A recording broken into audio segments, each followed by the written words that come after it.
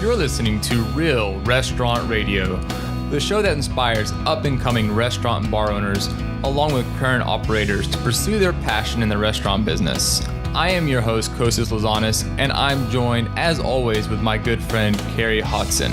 Let us guide you through the process of being a successful owner and teach you how to make an impact in today's culinary world.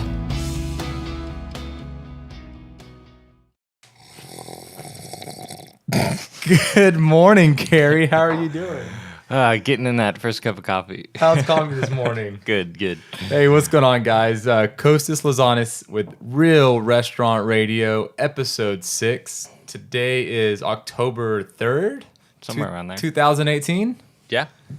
Welcome to October. Yeah, I know. Here it is. Finally, the season of patio weather and outdoor events. I'm sure you're excited about that. I am. Time for Intrinsic to make some money. I know. Yeah, last month was real rainy. It was odd. It was rainy. We had record rain and... Wake me up when September ends. Yeah. Haven't heard that in a while.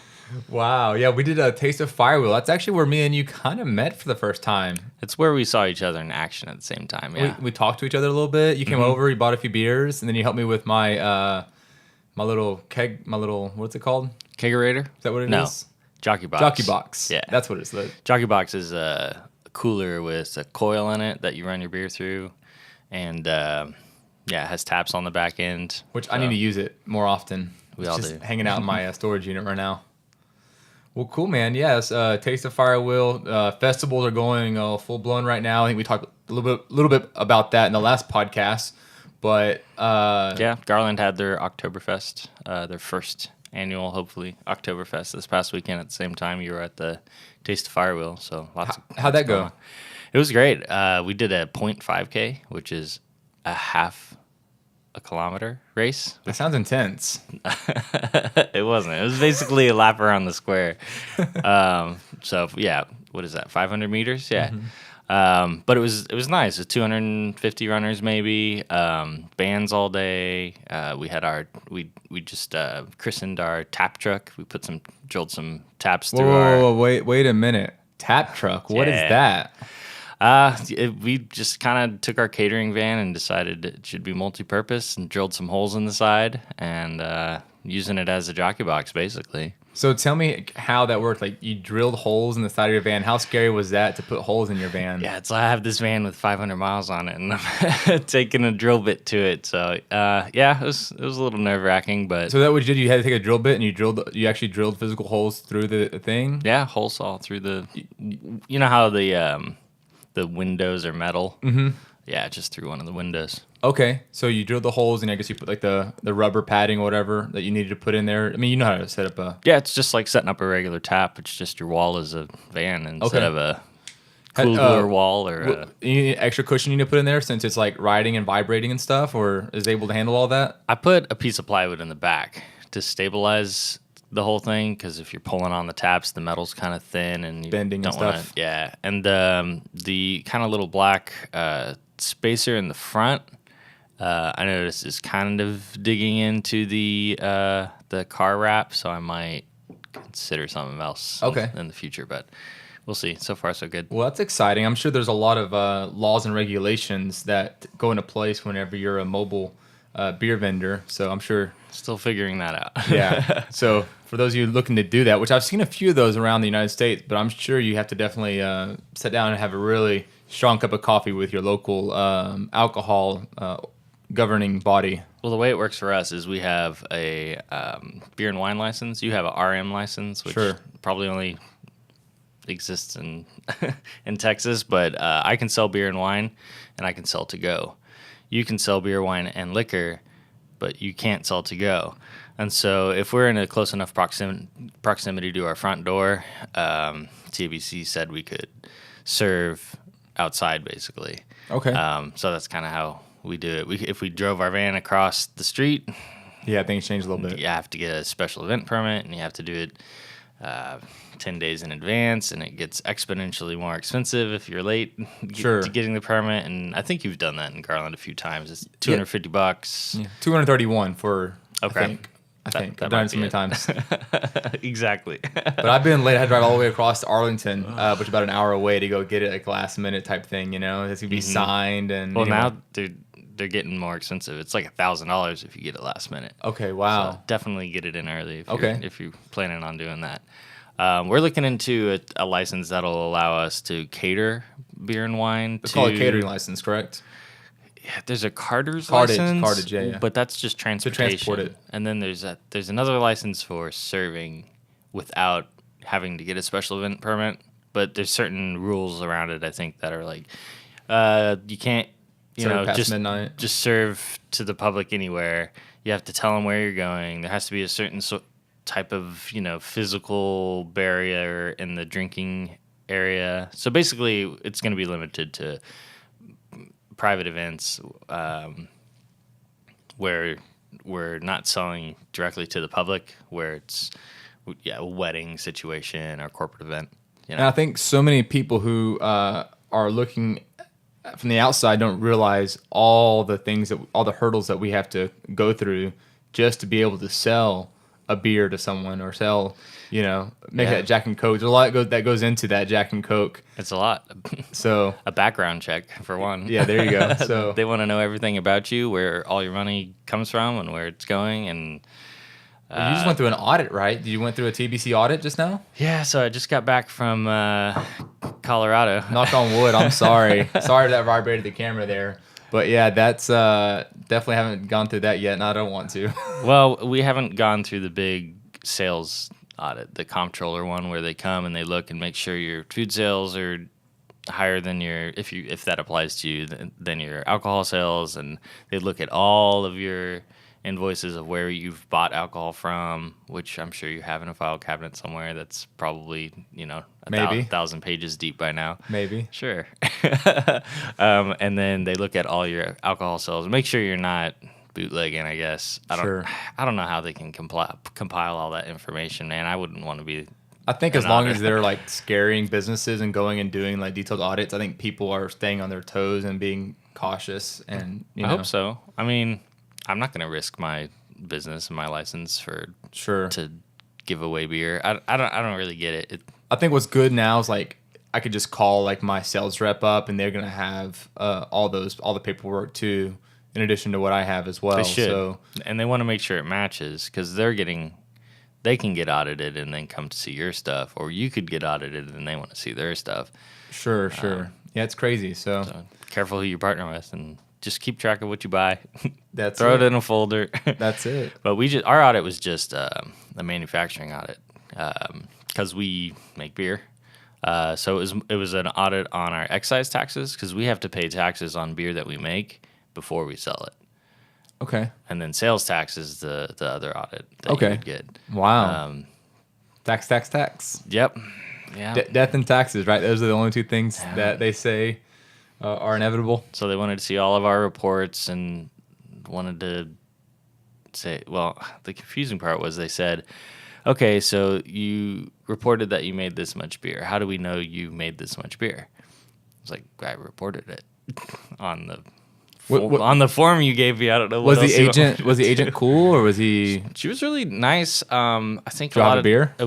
This was her first brew pub audit. Did you? No. Did you pour her? No. Oh, no. darn. I think you're not supposed to give them anything, or besides water in a bathroom. Gotcha. Yeah, it could be, I don't know. Oh, I understand. Conflict of interest, or bribing or something. But like I said, I was her first brew pub to audit, and so there's an education going both directions. Okay. Which is nice, because I'm sure she would be a little easier on you than if she had like 50 years of experience and came in there with just then it all depends on personality. Like, do they feel like they have to find something, or it's like dealing with a inspector. Like when you're building a house, it's so crazy. You kind of leave something easy to fix out in the open for them to write on their that way they can say they did a good job of finding something. I got you. Right, and I understand that, but luckily, I kept good records and all is well. That's great, man. So Congratulations on still being in business, not being shut down. I drove by, make sure there was no chains on the door. There's still time. They haven't sent me my AOK paperwork You're official. yet. There you go. So I think what triggered it was we started distributing. Sure, that makes sense. And so our reports changed, and they wanted to. I did mess up on one thing. I wasn't sending in all the invoices with the reports. I didn't realize they wanted me to do that. Okay. So maybe that was why. So. Well, the State Fair of Texas has started. It has. Yeah. It has. Have you been there yet? No. I go probably every other year. Okay. So this is the year you're not going then? I didn't go last year, I don't think. I'm going to wait like a few more weeks till it gets a little cooler, I think. Maybe I just remember every other year. I wish we would have had beer in there. I guess. What happened? Because I think a few years ago they had a huge thing with all the craft breweries. They had like a craft brewery corner. Did they decide that was not? They do. And I know our distributor is there because some other brands they carry are there. Okay. They didn't put any of your beers on tap? Or they may? They didn't ask us, and we didn't ask them. I think that would have been really good for us. They got a corn dog beer, I think, this year. I'm not sure who's brewing it. Do you know? Revolver's brewing it? Yeah, it's corn dog ale with mustard on the rim. Okay. I think last year was funnel cake with powdered sugar on the rim. Right. So. I think they have that one still, too. That was a good one. I think who made that one? That was Revolver. Yeah. No. Was it the funnel cake? Was it Revolver? Wasn't it? Oh, Community. Community Yeah. is what made it. That's right. That was a good beer, actually. Yeah. I enjoyed that powdered sugar. That was really a nice touch. Maybe I'm not that's sure why about they the both mustard. Exist. But, yeah, mustard and beer. You know. I don't know. Well, we try everything once, right? Try everything once. I only like the nice brown mustard. I don't like the fake yellow mustard. Yeah, I got. We're doing our Oktoberfest this Saturday, actually. So that'd be really fun. Do you see my little skit with Kostas is what did you see part 2 I just launched last week? I thought it was the same. I did a part 2. Okay, I thought it was the same episode reposted. Yeah, part 2. Cool, I'll have to check that out. So it's really funny. Kostas is sitting down as himself, a cooler version of himself because his hat's on backwards. And then Lederhosen Kostas comes up. I guess you did a split frame and I did, kind of talking to yourself. That's really you have to check that out. I'll have to leave that in the links below if you guys are watching this. But yeah, that was fun. So we're gonna have the German pita wrap. We'll do half off on that from 8 to 10:30, and we'll do the Stein hoisting. So hold up the liters of beer on the big chalk table that I have in the restaurant. Yeah. And contest. Give away some Alpine hats, and just try to make everybody happy. Is it you doing this with Sam Adams again? Not really. No. I'm using Sam Adams beer, but last minute they actually said we can't help you. We can't host the event for you. Oh, after you bought the beer? After I bought the beer, yeah, exactly. Things change like that sometimes. Okay. I've noticed that with big companies. Oh, by the way, our budget's really tight this year. We can't actually host an event. Bummer. So next year I'll be looking for a different Oktoberfest partner. Well, maybe I can help you out. There you go. We did make the Oktoberfest? That's our kind of yearly Oktoberfest beer that we make for ourselves. It's an 8% Marzen, which kind of throws it out of style guidelines, but it's really drinkable Oktoberfest, and I had it. It was good. Twice the alcohol, which is fun. Unless you're running and in a race. If it's just a 0.5K, and a liter. But we did the city did ask us to make a beer for the Garland Guzzler, which was their Oktoberfest end race. And so I brought that today for us to try. Oh, you did? Okay, cool. Mm-hmm. We'll have to give that a shot. Definitely. Well, what else, my man? What else is going on in the world of intrinsic and beer and catering? You just got back from a vacation, right? It was a work trip. Oh, work trip. Excuse me. Right. That's what I tell my wife every time. Like, it's actually for work. Right. Great American Beer Festival, the beer festival on the planet. That sounds like a lot of hard work. Yeah.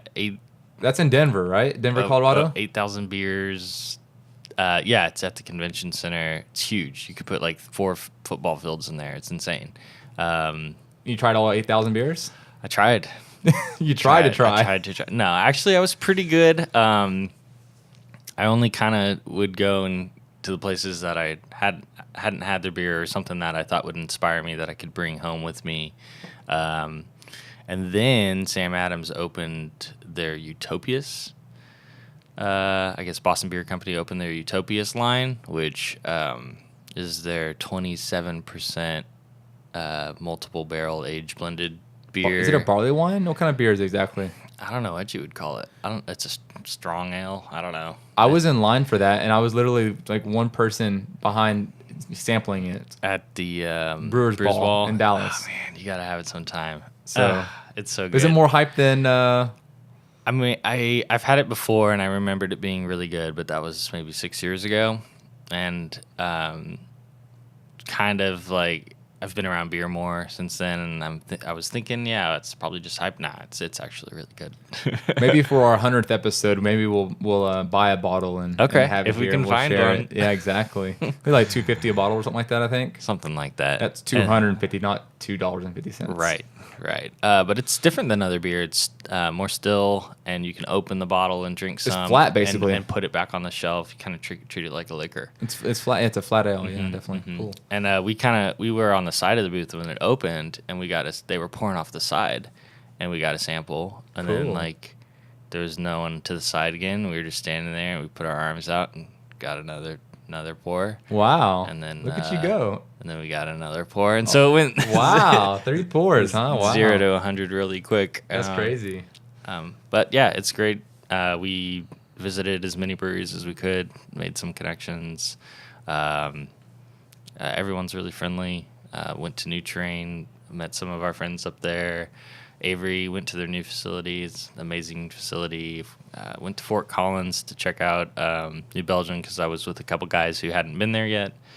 Did the tour. They have the largest collection of foeders, which are big oak wine vats for their sour beer production. Okay. Biggest collection in the world, I think. That was my first time ever going to a brewery. Was actually New Belgium. I went with my wife back in 2012 before I opened the restaurant. Wow. I was like, this is so cool. First brewery? First brewery. Well, back in 2012, they didn't have any breweries in Dallas, you know? That's fair. Actually, I think it may have been 2010. Yeah. It's just a really nice first brewery to go to. Yeah, this is the first one I went to, yeah. Yeah. So, and I've always enjoyed that beer. Actually, that was the beer I drank before craft beer was a thing here in Texas. It was always a Fat Tire. That was my beer of choice. Fat Tire Shiner.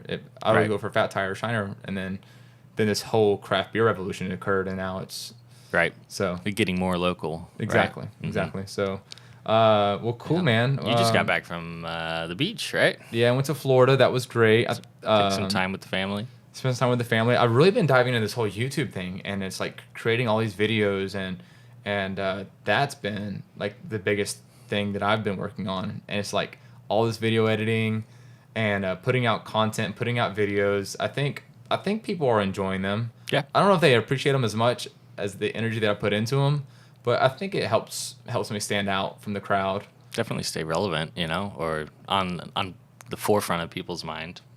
I've actually just recently said that, hey, you can actually hire me for my videography work. I think I'm just at that point where I think I'm just good enough. Cool. We have a mutual friend, Justin Romine, which we mentioned, I think, in a previous episode. I'm not on his level yet, but, just like there's different levels of brewing beer. You can still brew beer, but not being the best brewer in the world. Sure. But, my services are available, so I'm looking to make like little small 30-second commercials for little businesses and stuff like that. Cool. So I'll do one. We'll see how that goes. We'll see how it goes. Move over, Justin. Right. No, just kidding.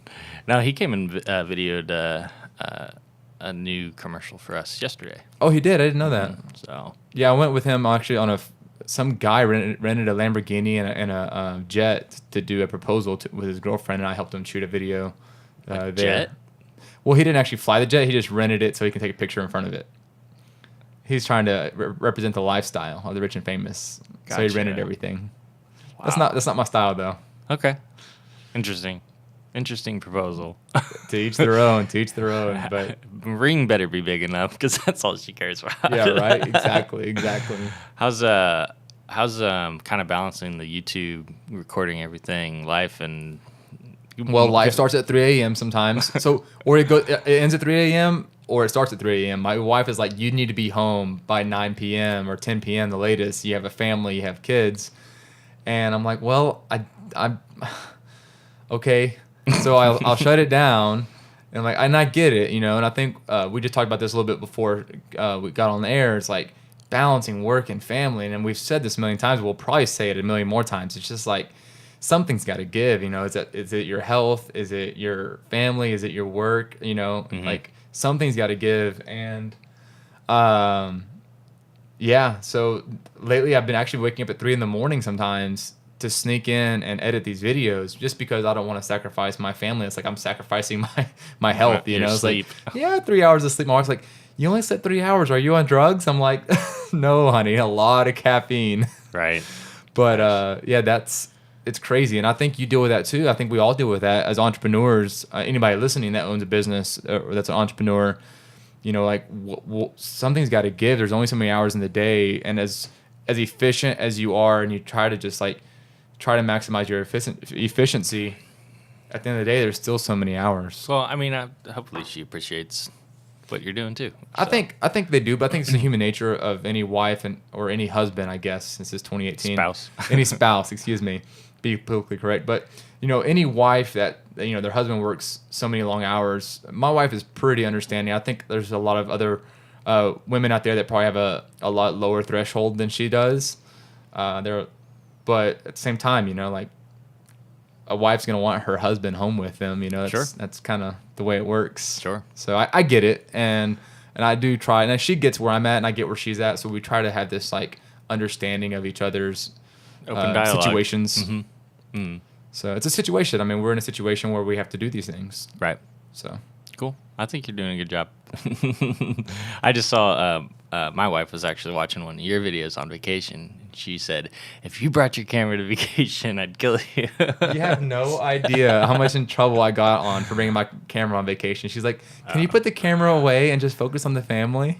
I'm like, honey, this is going to be memories for the rest of our lives. It's family videos. Exactly. It used to be people wanted, you know, their big VHS recording camera every vacation they went to, right? Exactly, yeah. And now most people record their whole vacation on Instagram. On their phone. Right. Yeah. So, I don't know. This is just better quality and more fun for you.